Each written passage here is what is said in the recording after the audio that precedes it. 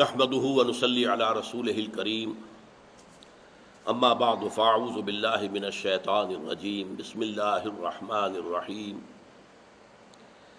وجاهدوا في الله حق جهاده هو اجتباكم وما جعل عليكم في الدين من حرج ملة أبيكم إبراهيم هو سماكم المسلمين من قبل وفي هذا لِيَكُونَ الرَّسُولُ شَهِيدًا عَلَيْكُمْ وَتَكُونُوا شُهَدَاءَ عَلَى النَّاسِ فَأَقِيمُوا الصَّلَاةَ وَآتُوا الزَّكَاةَ وَاعْتَصِمُوا بِاللَّهِ هُوَ مَوْلَاكُمْ فَنِعْمَ الْمَوْلَىٰ وَنِعْمَ النَّصِيرُ صدق اللہ العظیم۔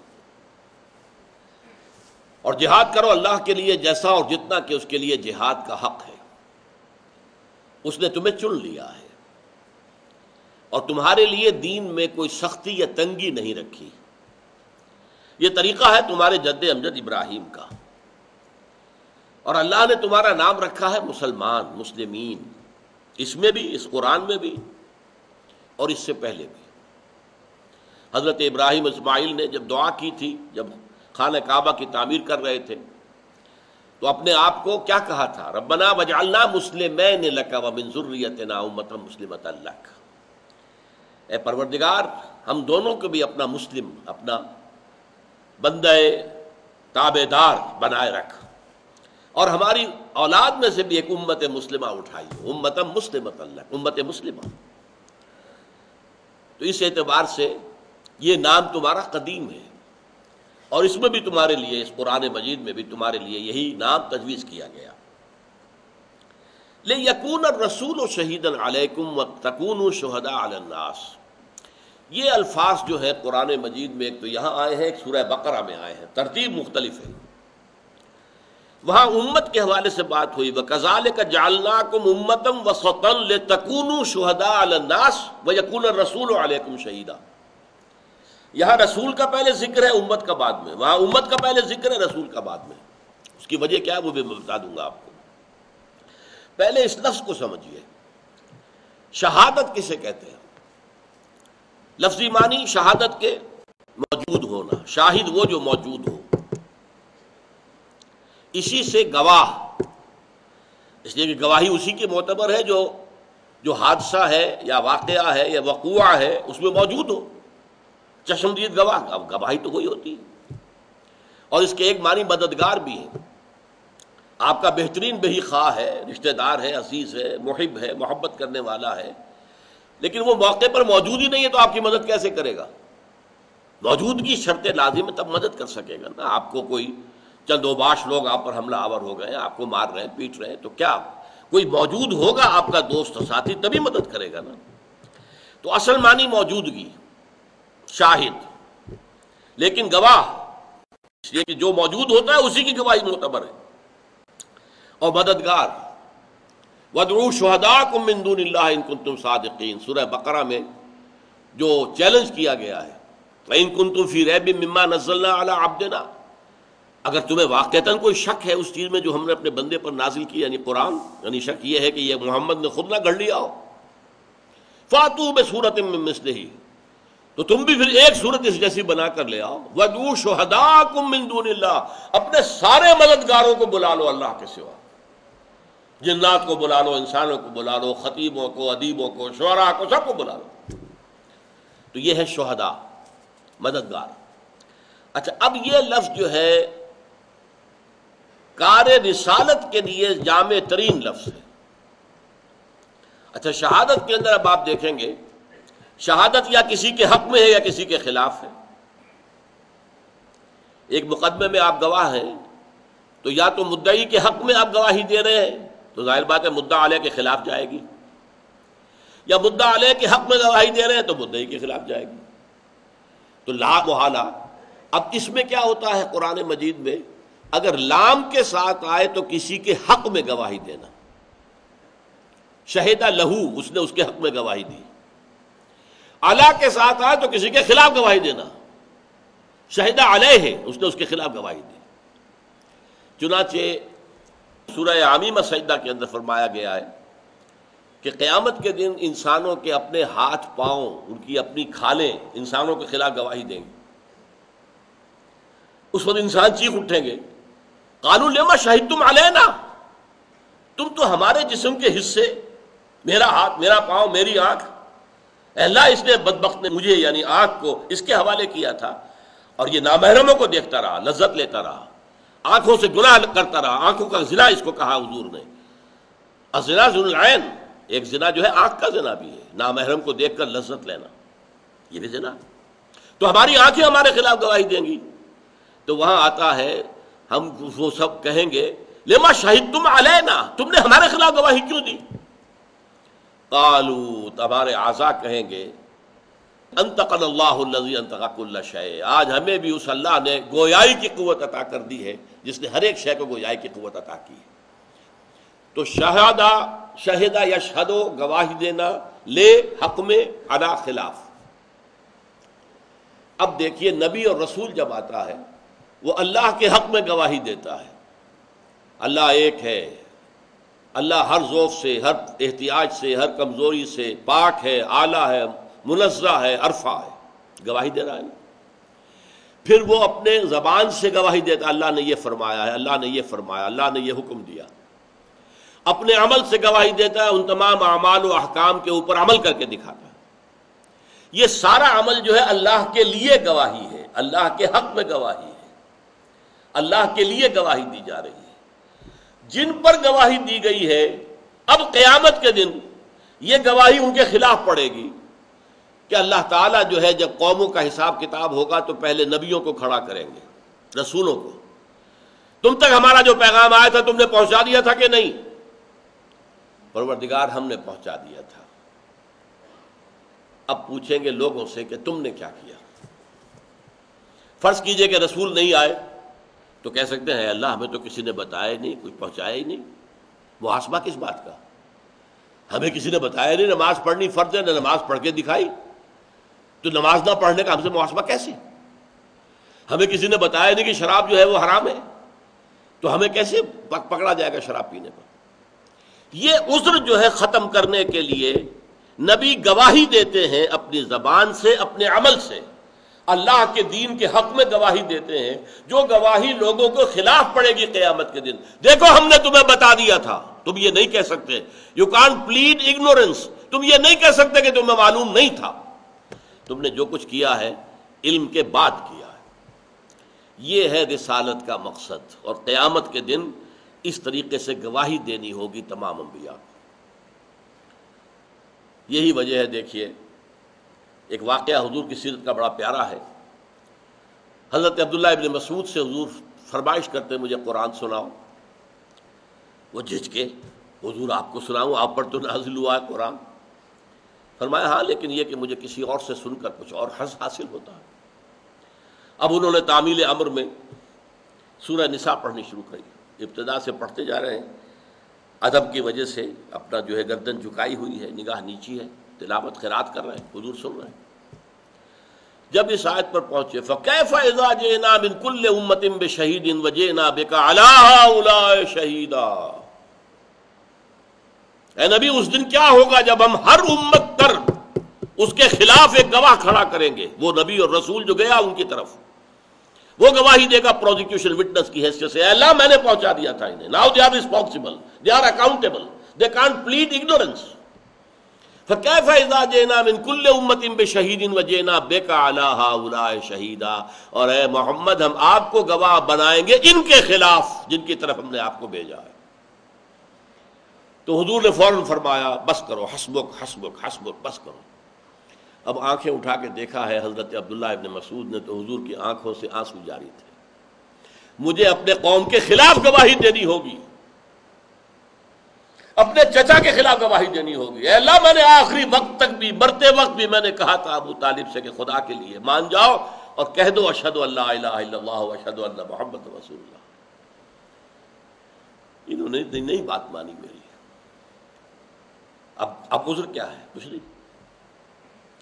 تو یہ شہادت علی الناس، لوگوں کے خلاف گواہی، اللہ کے حق میں گواہی، یہی بات کہی گئی ہے قرآن مجید میں سورہ نساء اور سورہ مائدہ میں، یا ایھا الذین آمنوا کونوا قوامین للہ شہداء بالقسط، شہداء بالقسط، بے کے ساتھ آیا، شہد تم جو ہے گواہی دینے والے بن جاؤ عدل و انصاف کی، اور اللہ تعالیٰ کے حق میں کھڑے ہو جاؤ، قوموا للہ، اللہ کے لیے، قوامین للہ شہداء بالقسط۔ اور سورہ مائدہ میں کونوا قوامین بالقسط شہداء للہ، اللہ کے حق میں گواہی دینے والے بن کر کھڑے ہو جاؤ، اللہ کے دین کی گواہی دو اپنے قول سے، اپنے عمل سے، اور اجتماعی طور پر دو، اس دین کو قائم کر کے اس کی ایک حجت قائم کر دو دنیا پر کہ ہاں یہ دین ہے بہترین دین۔ لیکن صرف زبانی کلامی اگر پیش کرو گے تو وہ حجت نہیں بنے گی۔ جیسے اگر یہ حکم ہے کہ جھوٹ نہ بولو، تو دیکھو ہمارے نبی نے، تم نے خود انہیں الصادق کا خطاب دیا، انہوں نے کبھی جھوٹ نہیں بولا۔ اگر تمہیں حکم ہے امانت میں خیانت نہ کرو، دیکھو ہمارے نبی نے تم پر حجت قائم کی، تم نے خود انہیں امین کا خطاب دیا۔ اور اگر تم سے کہا گیا ہے کہ اسلام کو قائم کرو، دیکھو ہمارے نبی نے قائم کر کے دکھایا ہے۔ فاقے کیے، مصیبتیں جھیلی، تکلیفیں جھیلی، برداشت کی، 250 سے زائد اپنے جو بہترین سمجھیے کہ اپنے جو صحابہ تھے ان کی جانوں کا نذرانہ پیش کیا، جن میں حضرت حمزہ بھی ہیں رضی اللہ تعالی عنہ۔ تب جا کر اللہ کا دین قائم ہوا۔ لیکن پوری دنیا تو مانتی ہے نا آج کے واقعے تک وہ ایک بہت اعلیٰ نظام تھا، اس میں کوئی شک نہیں۔ زیادہ اعتراض یہ کرتے ہیں یہ صرف 30 سال قائم رہا پورا بتمام و کمال، یہ نہیں کہ بالکل ختم ہو گیا، نہیں، ہاں اس کی کمال بتمام و کمال، جو کا تو خلافت علی منہاج النبوہ، بالکل نبوت کے نقش قدم پر جو خلافت تھی وہ واقعی 30 ہی سال رہی ہے، اس سے زیادہ نہیں۔ اس کے بعد رفتہ رفتہ اس میں ملوکیت شامل ہوتی چلی گئی، زمینداری شامل ہوتی چلی گئی، سرمایہ داری شامل ہوتی چلی گئی، یہ ساری گندگیاں جو ہے اس میں شامل ہوتی چلی گئی۔ لیکن یہ تو ماننا پڑتا ہے کہ وہ نظام ایک دفعہ قائم ہوا دنیا کے اندر، ورنہ واقعہ یہ ہے کہ جس کو ڈیموکریسی کہا جاتا ہے، جس کا خواب دیکھا تھا والٹیئر اور روسو نے، وہ آج تک قائم نہیں ہوئی۔ جو کلاس لیس سوسائٹی جس کا تصور پیش کیا تھا مارکس نے اور لینن نے، وہ تو ایک دن کے لیے بھی قائم نہیں ہوئی، اور کمیونزم کا جو ہے وہ کریا کرم بھی ہو گیا، ختم بھی ہو گیا، اور اس کی قبر بھی بن گئی۔ اسلام قائم ہوا اور 100% قائم ہوا، اور 30 سال قائم رہا، یہ تو دنیا مانتی۔ تو یہ گویا کہ حجت قائم ہو گئی ہے نوع انسانی پر کہ اسلام پریکٹیکیبل ہے، قائم کیا جا سکتا ہے، اور اس کی برکات جو ہے دنیا نے دیکھی ہیں، مزہ چکھا ہے۔ لِيَكُونَ الرَّسُولُ شَهِيدًا عَلَيْكُمْ وَتَكُونُوا شُهَدَاءَ عَلَى النَّاسِ، یہ اللہ تعالیٰ کی طرف سے لوگوں پر حجت قائم کرنے کے لیے کم سے کم کیا چیز ضروری ہے؟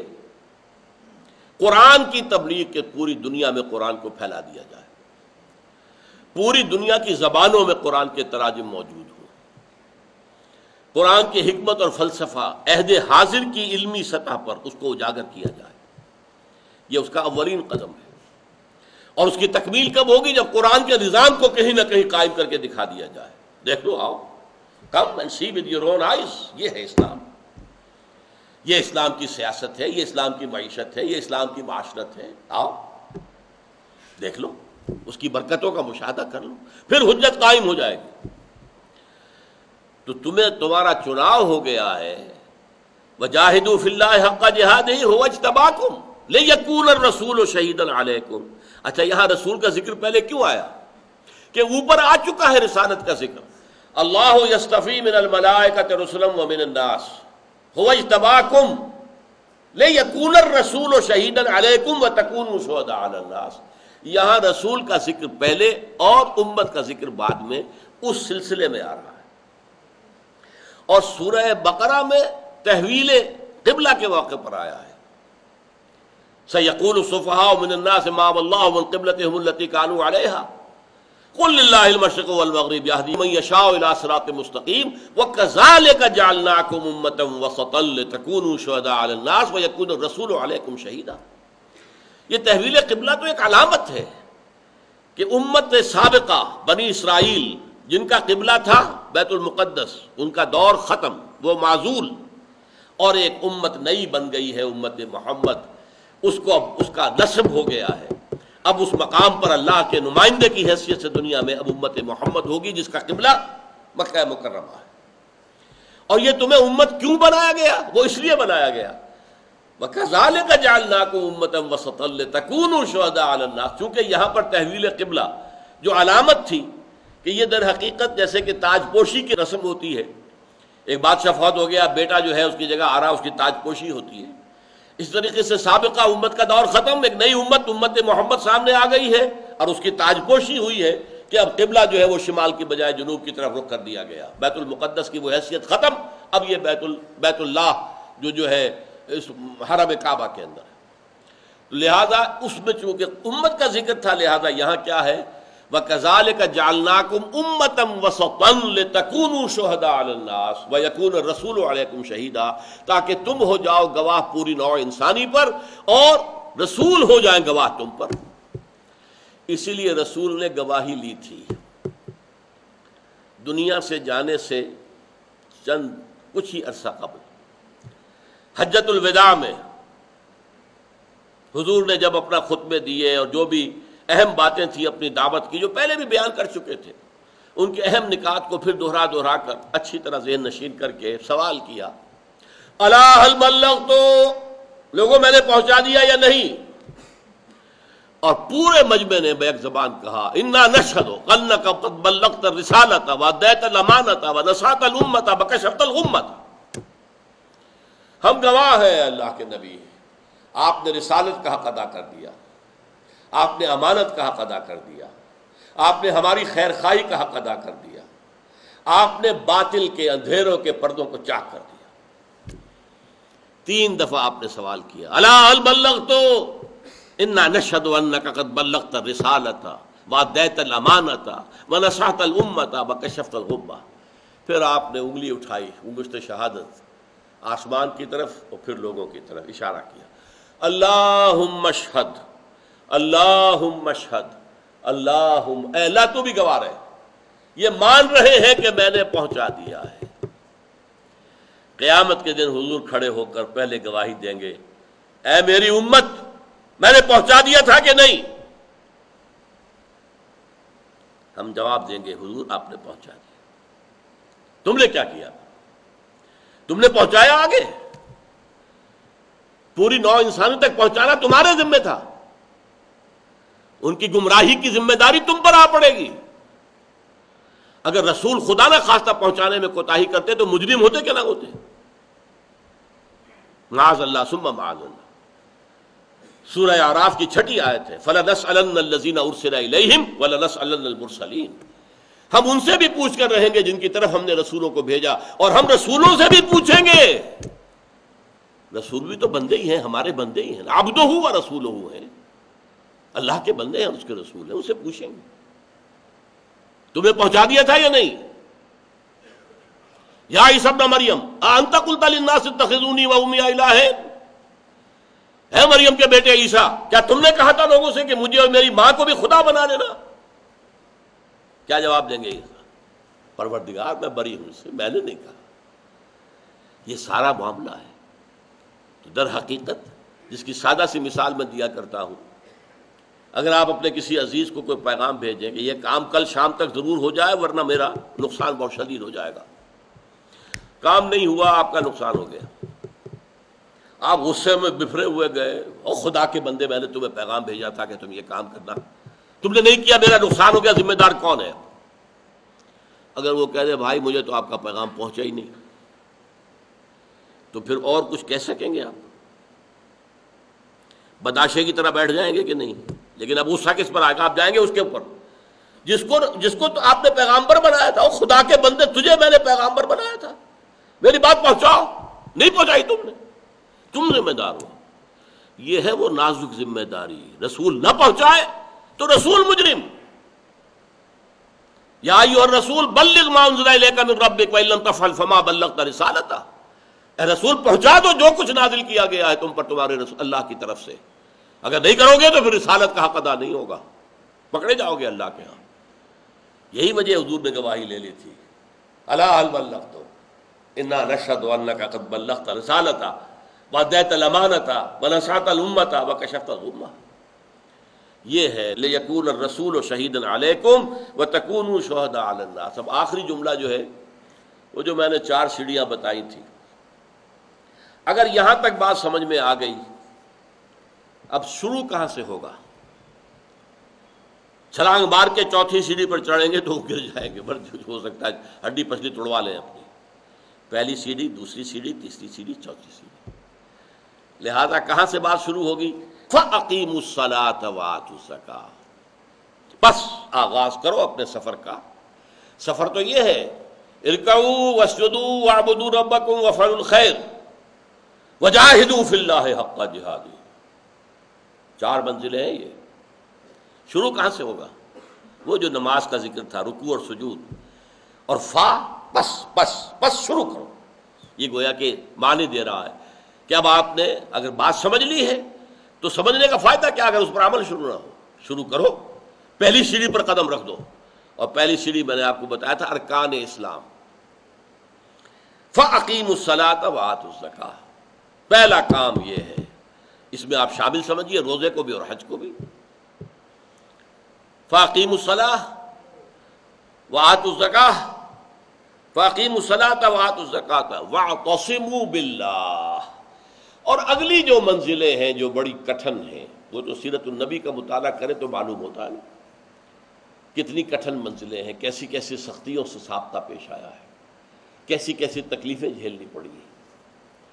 اگلی منزلوں کے لیے فَاعْتَصِمُوا بِاللَّهِ، اللہ کے دامن سے چمٹ جاؤ۔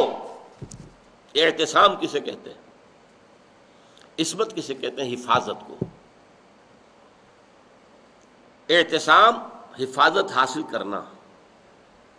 جیسے آپ دیکھتے ہیں بچے کو کوئی کسی سے طرف سے اندیشہ ہوا، دوڑتا ہے ماں کی گود میں جا کے چمٹ جاتا ہے، وہ یہ سمجھتا ہے کہ میں قلعے میں آ گیا، ماں کی گود میں پہنچ گیا، ماں کے سینے سے چمٹ گیا تو گویا کہ قلعے میں آ گیا۔ یہ تو ہو سکتا ہے کوئی خونخوار درندہ، کوئی سکھ ہو، کوئی اور ہو جو اسے ماں کی گود سے گھسیٹ کر نکالے اور اچھالے اور کسی نیزے میں پھرو دے، لیکن وہ ماں کی گود میں جا کر اپنے آپ کو سمجھتا ہے کہ میں قلعے میں آ گیا۔ بالکل یہی کیفیت، چمٹ جاؤ اللہ کے ساتھ، اللہ کے ساتھ لگے رہو گے، جڑے رہو گے، وابستہ رہو گے۔ اور پھر یہ بات کھول دی گئی سورہ آل عمران میں، وَاعْتَصِمُوا بِحَبْلِ اللَّهِ، اللہ کے دامن سے کیسے وابستہ ہو گئے؟ اللہ کی ایک رسی ہے، وہ قرآن ہے۔ القرآن و حبل اللہ المتین، یہ اللہ کی رسی ہے، بڑی مضبوط رسی ہے، اور یہ آسمان و زمین کے درمیان تنی ہوئی ہے۔ الممدود بین السماء والارض واعتصموا باللہ۔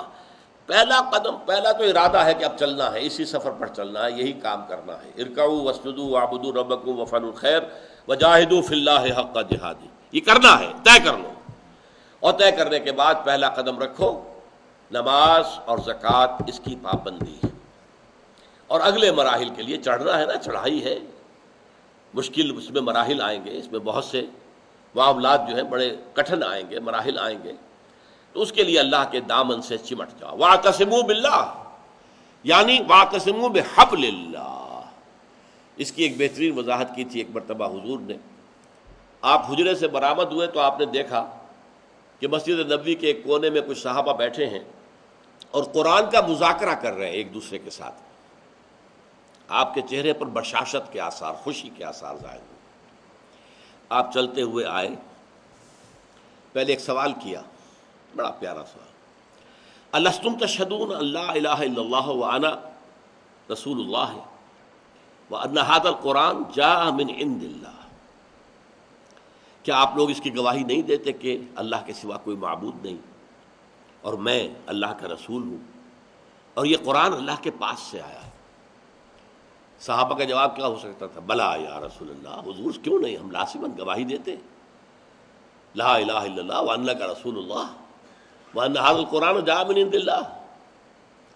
اب آپ نے فرمایا فاستبشروا، تو خوشیاں مناؤ، فإن ھذا القرآن طرفہ بأیدیکم وطرفہ بید اللہ۔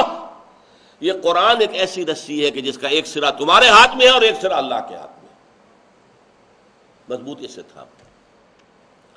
اور اس کی جو ایک بہترین مثال میں دیا کرتا ہوں، فرض کیجئے کسی بحری جہاز کے عرصے پر کوئی کھڑا ہوا تھا، کوئی دھکا لگا یا ہچکولا ایسا آیا، گر گیا، اسے تیرنا بھی نہیں آتا، جان پہ بنی ہوئی ہے کہ نہیں؟